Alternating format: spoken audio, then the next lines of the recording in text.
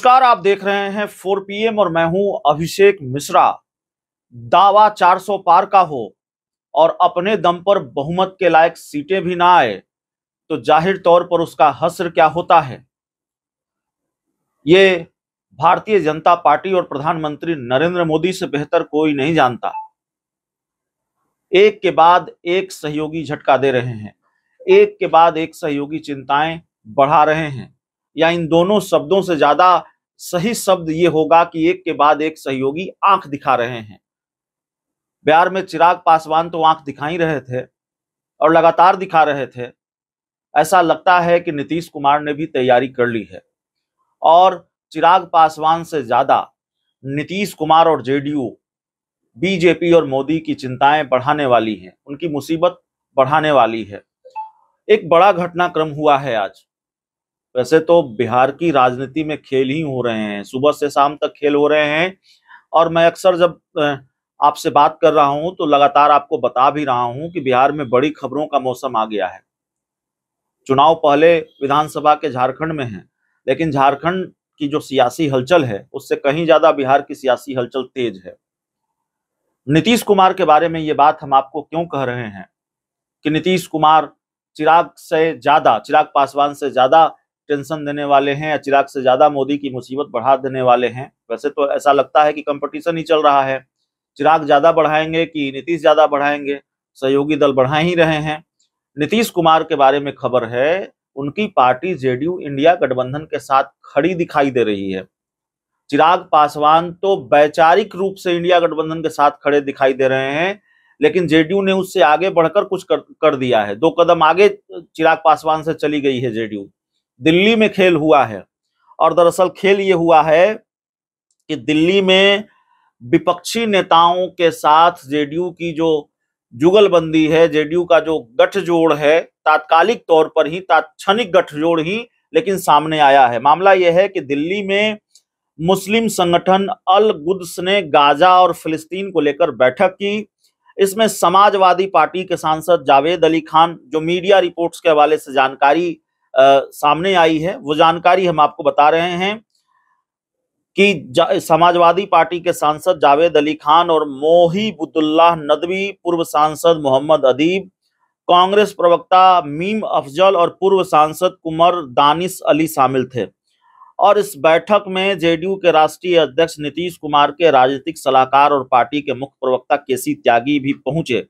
बैठक के बाद एक साझा बयान जारी किया गया और इसमें विपक्षी नेताओं के साथ केसी त्यागी ने भी अपने दस्तखत किए, साइन किए और इस बयान में केंद्र सरकार से इजराइल के खिलाफ और फिलिस्तीन के पक्ष में खड़े होने की मांग की गई। जेडीयू नेता केसी त्यागी ने कहा कि 1992 से ही उनकी पार्टी का मानना है कि इजराइल से हथियार की खरीद बिक्री बंद होनी चाहिए, भारत को फिलिस्तीन के पक्ष में खड़ा होना चाहिए।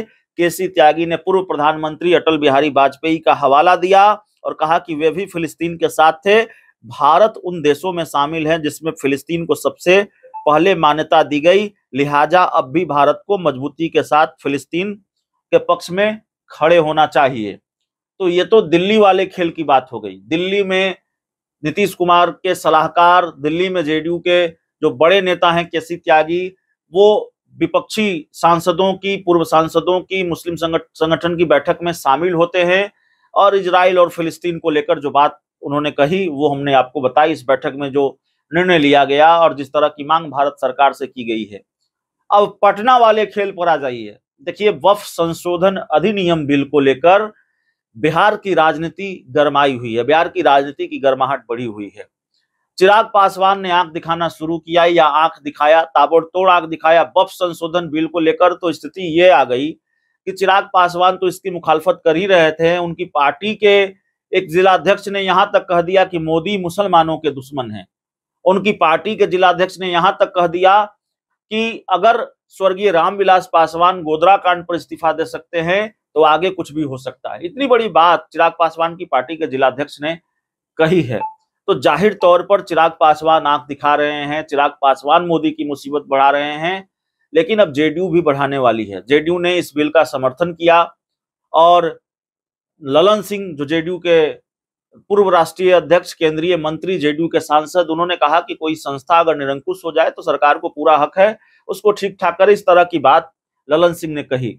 लेकिन वही ललन सिंह पटना में बैठक करते हैं। जो जानकारी निकलकर सामने आ रही है कि जेडीयू की भी तैयारी है कि जो वक्फ संशोधन अधिनियम बिल है उसको लेकर जो सदन में स्टैंड रहा है, संसद में स्टैंड रहा है जेडीयू का, उससे यू टर्न ले लिया जाए। ललन सिंह और जेडीयू के नेताओं ने पटना में मुस्लिम नेताओं के साथ बैठक की है और बैठक में जेडीयू ने मुसलमान नेताओं को कहा कि वो वक्फ बिल को लेकर उनकी चिंता के साथ है।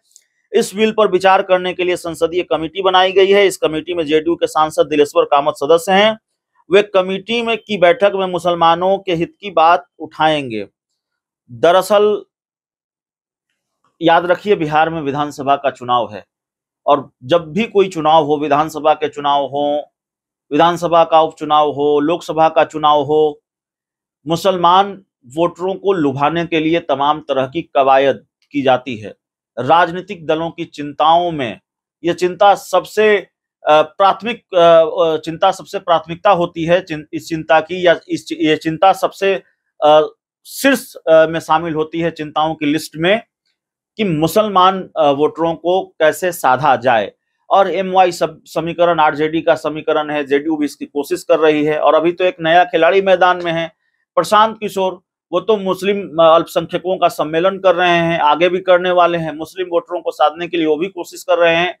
तो इस नए खिलाड़ी ने भी जेडीयू की चिंताएं बढ़ाई हैं।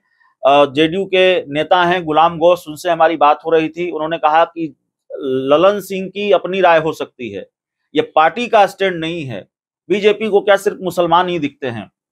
और फिर गुलाम गौस ने जो कहा, ऐसा लगता है कि नीतीश कुमार की राय भी वही है और नीतीश कुमार भी वक्फ संशोधन अधिनियम बिल को लेकर यू टर्न लेंगे, पार्टी यू टर्न लेगी। अगर समर्थन किया है तो जाहिर है अब मुस्लिम नेताओं के साथ बैठक हो रही है, उनको आश्वासन दिया जा रहा है। और आपको याद होगा, हमने आपको बताया कि, और पहले भी बता चुके हैं कि मुस्लिम संगठन का बयान आया था, मुस्लिम पर्सनल लॉ बोर्ड का बयान आया था कि नीतीश कुमार ने भरोसा दिलाया है, यकीन दिलाया है कि वो इस बिल का विरोध करेंगे।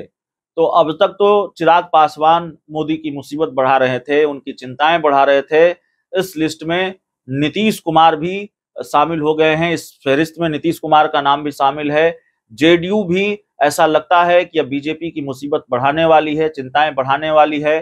जेडीयू के बारे में तो जो पहला खेल दिल्ली में हुआ उसके बारे में हमने आपको बता ही दिया कि जेडीयू के जो नेता हैं, बड़े नेता हैं अमित शाह, माफ कीजिएगा केसी त्यागी, उन्होंने किस, अमित शाह लगातार इन दिनों बिहार और झारखंड के नेताओं से मिल रहे हैं, वैसी खबरें आ रही हैं, इसलिए अमित शाह का जुबान पर नाम आ गया।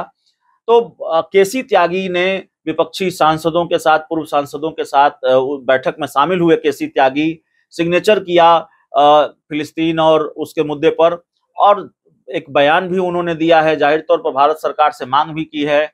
इधर पटना में जेडीयू मुस्लिम नेताओं के साथ बैठक कर रहे हैं, जेडीयू के नेता ललन सिंह जो बड़े नेता हैं वो कर रहे हैं। तो ये तमाम चीजें हैं, ये बताती हैं कि आने वाले दिनों में भारतीय जनता पार्टी की मुसीबत और बढ़ सकती है और भारतीय जनता पार्टी को इसका एहसास थोड़ा और कड़ा होगा, कड़वे तरीके से सहयोगी दल कराएंगे, जेडीयू भी कराएगी कि बीजेपी की सरकार नहीं है, ये मोदी सरकार नहीं है, ये एनडीए की सरकार है। तो इस पूरी रिपोर्ट में इतना ही। बहुत बहुत धन्यवाद।